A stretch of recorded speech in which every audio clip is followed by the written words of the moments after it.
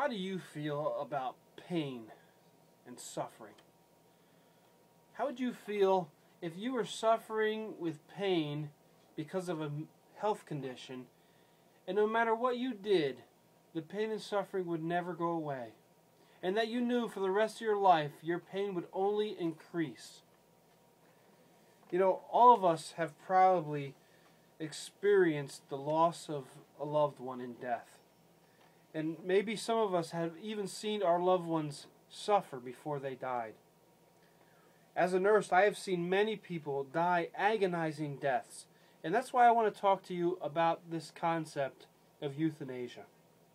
Euthanasia should be a legal procedure that each patient should have the right to choose for themselves if they would want to have this procedure done. I want to help you in this speech to understand three things about euthanasia. I want you to help you understand what euthanasia is, why it is not legal in most of the United States and many countries around the world, but also why it should be legal. What is euthanasia?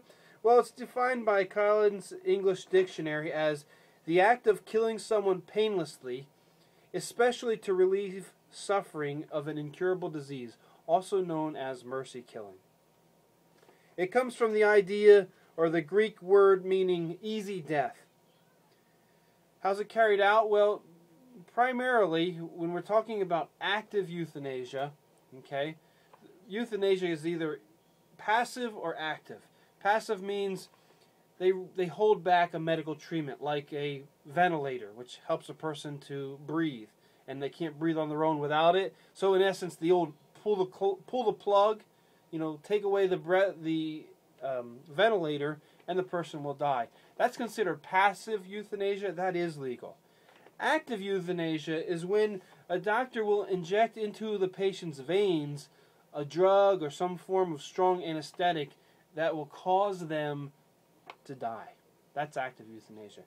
There's a documented cases where an individual was given a mask that had carbon monoxide feeding into them that they would breathe in, and that caused their death because they had very fragile veins. But whatever the case, what we're talking about is a doctor specifically assisting the patient to kill themselves. Why is it illegal in most states of the United States? Well, it has to do with the principle of non-maleficence, where a person, there is legislation that restrains or restricts people from causing harm to others. You've probably heard of the Hippocratic Oath. The ancient philosopher Hippocrates, he created the concept of non-maleficence, and the oath states, this is what most physicians take to become a physician. It says, in part, to please no one will I prescribe a deadly drug, nor give advice to which may cause his death. So doctors take this oath where they will not cause harm to someone in their practice. So that is one reason why this is an illegal procedure. Also, a major complaint of those who are against euthanasia is the slippery slope concept, where the fear is that if the law is made that allows euthanasia for terminally ill patients, then there may later be other laws that allow euthanasia for people who are not terminally ill, or maybe even for people who don't want the procedure done on them. So that's the slippery slope that many fear. At present, physician-assisted suicide is legal in only one U.S. state, that is the state of Oregon. In 1997, the Oregon Death with Dignity Act was passed, and there are only about 15 countries worldwide who have similar legislation to Oregon. Why should euthanasia be legal? Well, euthanasia provides relief for individuals who are suffering extreme pain and discomfort with a hopelessly incurable form of disease. Some live with extreme pain every day of their life.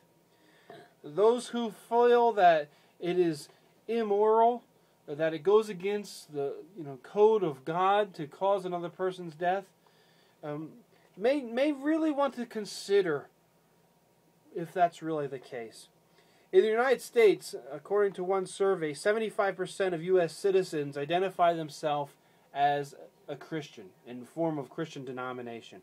Christians consider the Bible as a guide on questions of morality. There are many cases in the Bible that some consider forms of euthanasia being condoned.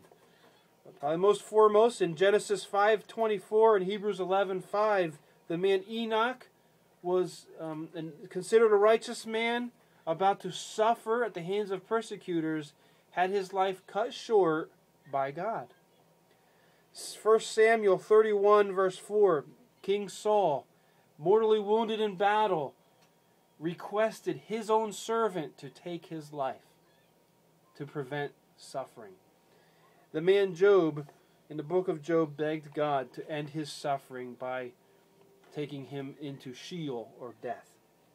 So, the idea of seeing death as a relief from suffering is not necessarily an immoral concept.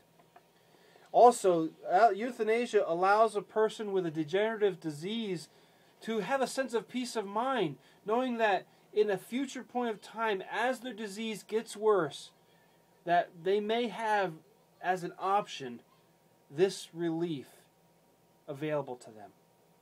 Also, most with degenerative diseases fear more than anything the pain that the suffering they experience causes on their loved ones. To see the faces of their loved ones as they watch them go through this horrible suffering in helplessness. The last point I'd like to point out is patient autonomy.